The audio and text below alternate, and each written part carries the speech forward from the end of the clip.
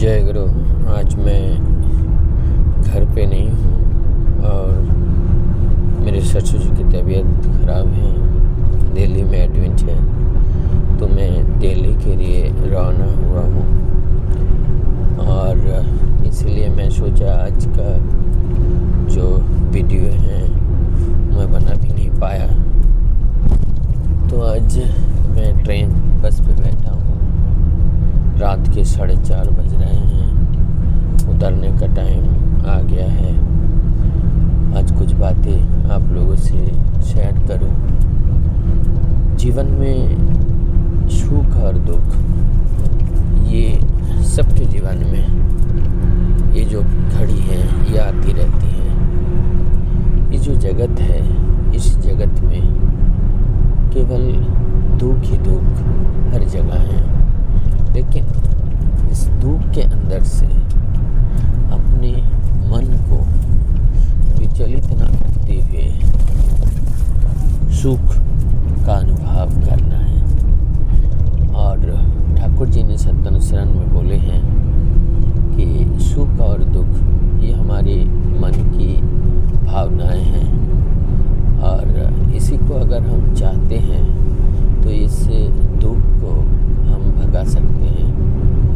क्योंकि जब हमारा मन दुखी होता है, ये मन का परिवर्तन का रूप है दुख और सुख। तो इस मन को अगर हम अपरिवर्तित करने में सक्षम हो जाएं, तो सुख और दुख हमें विचलित नहीं कर सकती हैं। यही जीवन का संघर्ष होता है, यही जीवन की एक लड़ाई होती है और यही संघर्ष को तपस्या की संज्ञा देते हैं या यही इसी को ही साधना ही कहते हैं। अब इस सुख दुख के अंदर अपने जीवन को स्थिर रखते हुए हमें आगे बढ़ना होता है। तो हमारी प्रत्येक ये जो वस्तु हम देख रहे हैं ये सब क्षय वस्तु होते हैं। जब तक पास रहता है तब तक तो हम आनंद का उपभोग करते हैं, लेकिन जब वो हमसे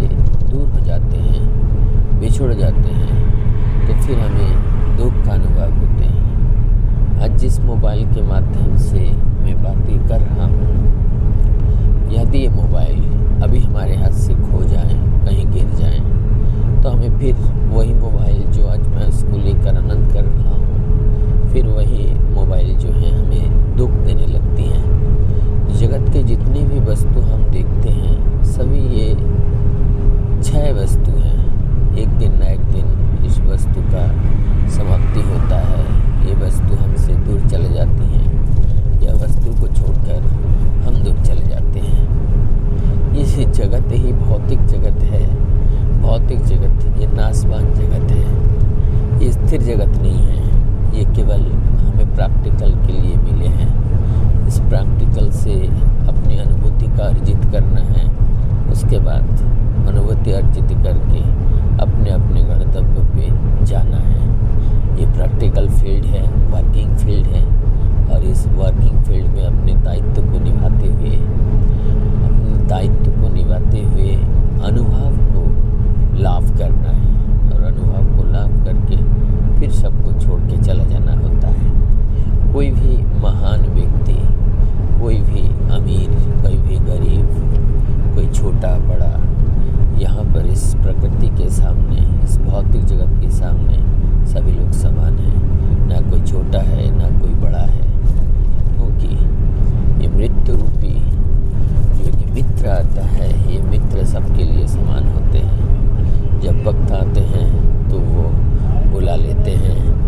एक दिन सबको जाना होता है। ये चिरंतन सत्य है, ये सत्य से कोई पुकारते नहीं है। इसलिए जब ये सत्य है, जीवन में सदैव सत्य कार्य करते हुए चलना चाहिए। प्रभु की उस बात को नहीं भूलना चाहिए।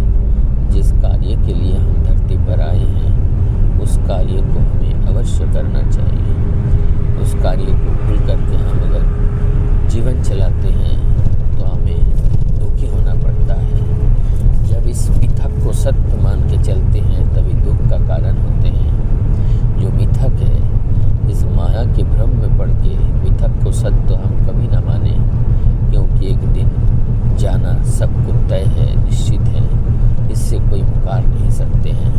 तब जाना ही है तो हम इस जागतिक भौतिक जगत से इतने आसक्त होने की क्या ज़रूरत है? ये आसक्त होने की कोई ज़रूरत नहीं है। हमें जिनसे जुड़ना है, जिनको भूलना नहीं है, वो है परमेश्वर परमपिता, जिन्होंने इस सुंदर सृष्टि की रचना की है।